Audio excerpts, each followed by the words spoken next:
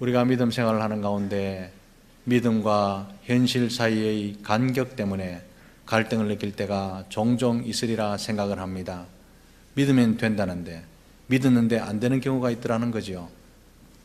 기도하고 하나님을 바라보았는데 1년을 지났는데도 응답이 없습니다. 2년 지났는데도 응답이 없습니다.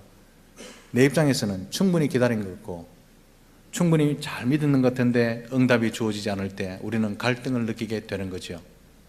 아브라함도 그랬습니다. 하나님께서 아브라함에게 나타나셨습니다. 자기 생각에만 하나님의 응답이다 생각한 것이 아니라 아브라함 면전에 아브라함 앞에 하나님이 나타나셔서 내하고 언약을 맺자 말씀하시고 네 씨로 말미암아 내가 복을 줄 것이고 이 땅을 줄 것이다 분명히 말씀하셨는데 10년을 기다리고 믿었는데 아이가 생길 생각도 안 합니다. 땅도 한 평도 생기지 않았습니다. 그럴 때 갈등이 생기는 거죠. 그런데 사랑하는 성도 여러분, 믿음의 열매는 하나님의 인내의 시간, 기다리는 시간 다 끝나는 그 시점에 믿음의 열매가 맺힌다는 사실을 기억하시기를 바랍니다. 그래서 성도에게 인내가 곧 능력이 되는 것입니다. 우리가 능력이 많아서 열매가 맺는 것이 아니라 우리는 기다리기만 하면 되는 거죠. 인내가 다 끝나는 시점에 하나님께서 열매를 맺히게 해 주실 줄로 믿습니다. 그런데요, 인내가 쉽지 않습니다. 오죽했으면 인내가 성도에게 능력이라 했을까요?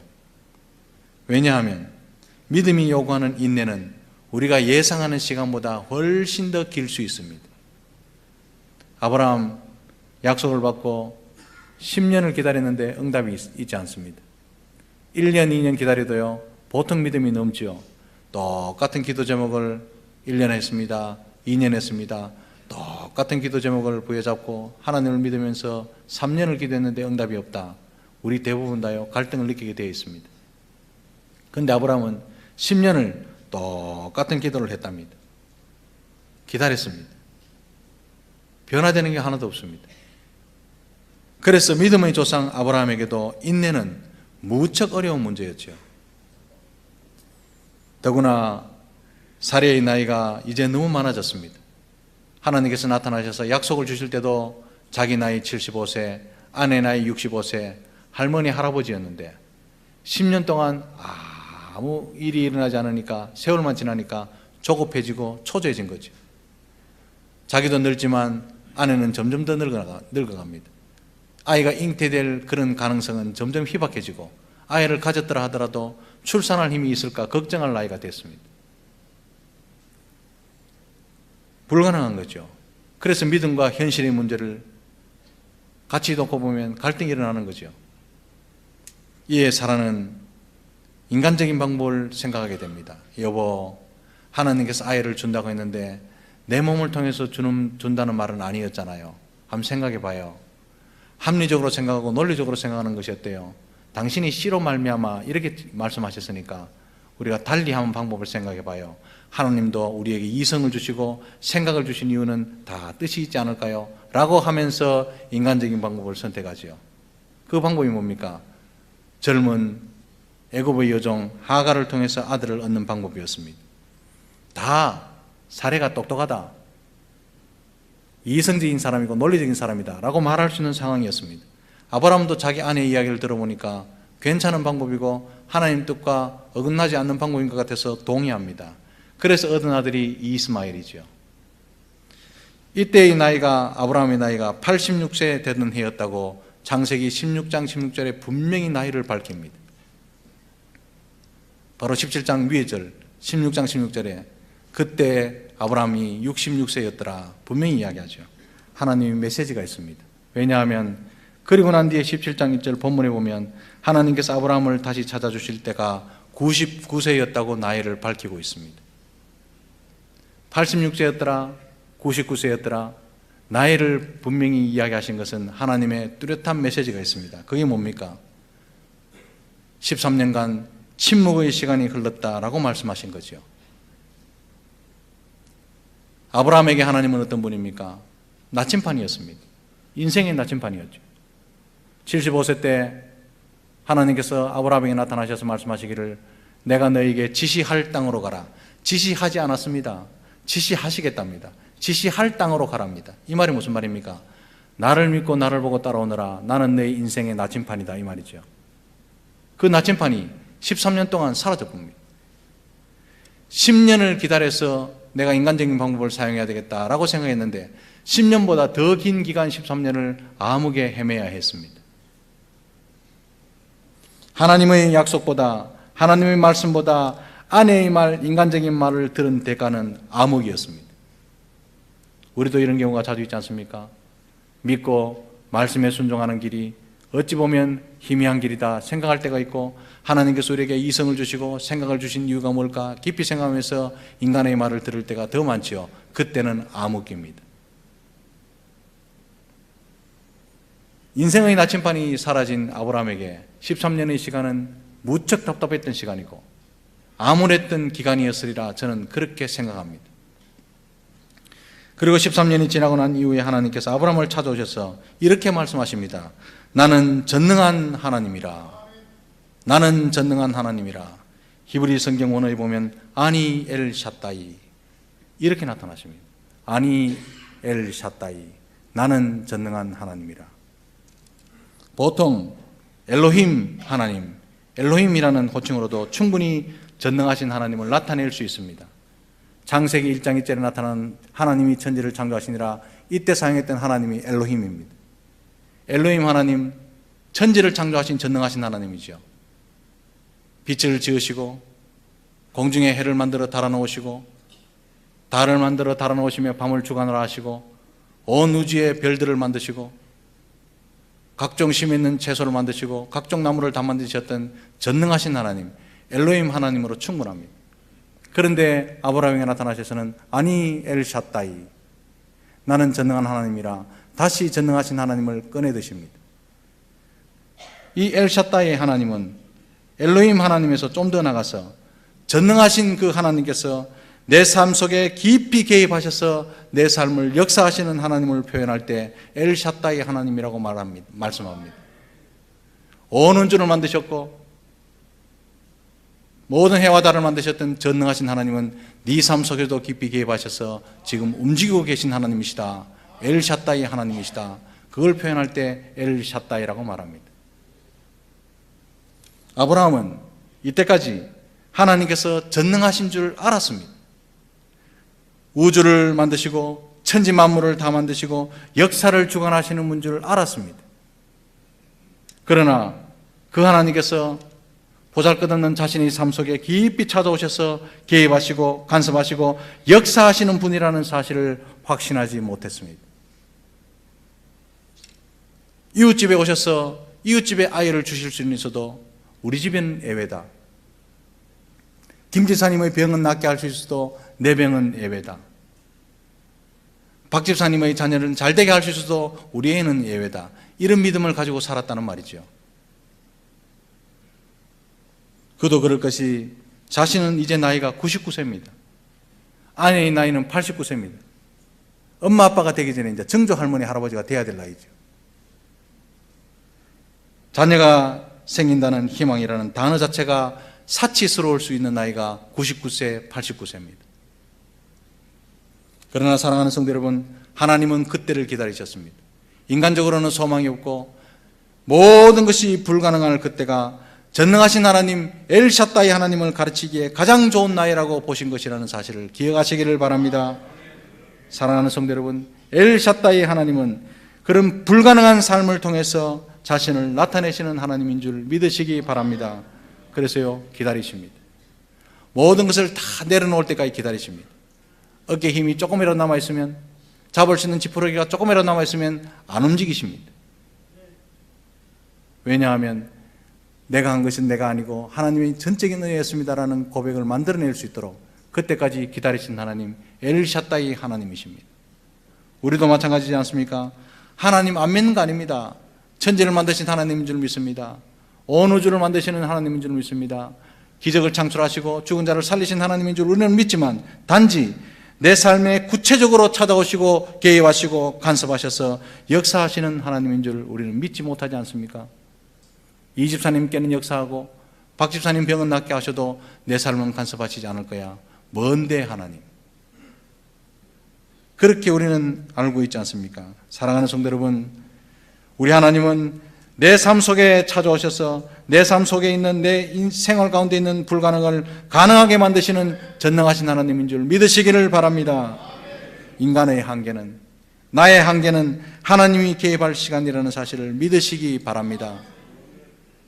엘샤다이는 구약 성경에서 48번 나오는데 욥기서에서 집중적으로 나옵니다.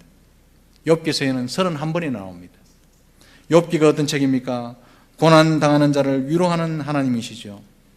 그러므로 엘샤다이는 고통받는 자를 위로하시고 눈물 흘리는 자의 눈물을 닦아주시고 우는 자를 회복시키시는 능력의 하나님인 줄 믿습니다.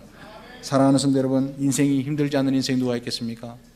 고난 당하지 않는 인생이 누가 있겠습니까? 걱정 없는 인생이 누가 있겠습니까? 힘들고 어려울 때 낙심하거나 좌절하지 마시고 나를 찾아오시는 엘샤다이 하나님을 만나시기를 주님의 크신 이름으로 축복합니다. 또한 하나님은 아브라함에게 나타나셔서 또한 이런 요구를 하십니다. 너는 내 앞에서 행하여 완전하라 말씀하십니다. 아니 엘샤다이, 그렇게 말씀하시고 난 뒤에 너는 내 앞에서 행하여 완전하라, 그렇게 말씀하시죠. 하나님께서 13년 만에 나타나셔서 아브라함에게 완전한 삶을 요구하고 계시는 겁니다. 우리 하나님요, 우리 더 잘하십니다. 약속 못 지키고 마음대로 살고 하루에도 12번씩 흠이 잡히고 이런 삶을 아십니다. 완전할 수 없다는 사실을요, 하나님 더 잘하십니다. 그래서 아브라함이 언약을 맺을 때도 짐승을 다 쪼개놓고 짐승 사이에 아브라함 못 지나가게 하시고 하나님만 지나가십니다. 왜냐하면 아브라함 약속 못 지킬 거 뻔하거든요. 언약 못 지키면 짐승이 쪼개지듯이, 쪼갠다, 이게 가할이잖아요. 가할. 쪼개지듯이 딱 쪼개는데요, 아브라함 그거 지나갔으면요 하루에도 12번 쪼개야 됩니다. 그래서 하나님은 아브라함 잊고 하나님만 지나가십니다. 그 약속을 십자가에서 지키셨죠. 우리를 위해서 몸을 쪼개십니다. 언약을 지키기 위해서. 아브라함 못 지나가게 하신 이유가 뭔지 아십니까? 완벽하지 못하기 때문에. 그런데 오늘은 아브라함에게 나타나셔서 내 앞에서 행하여 완전하라 말씀하십니다. 왜 이렇게 말씀하셨을까요?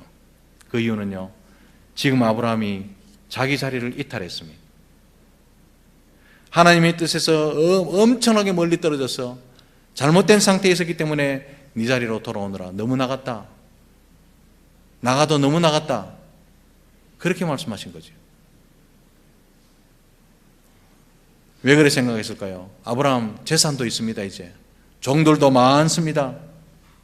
사병들도 318명이 됩니다. 동네 유지입니다. 밖에 나가면 다 인사합니다. 성공한 인생이죠.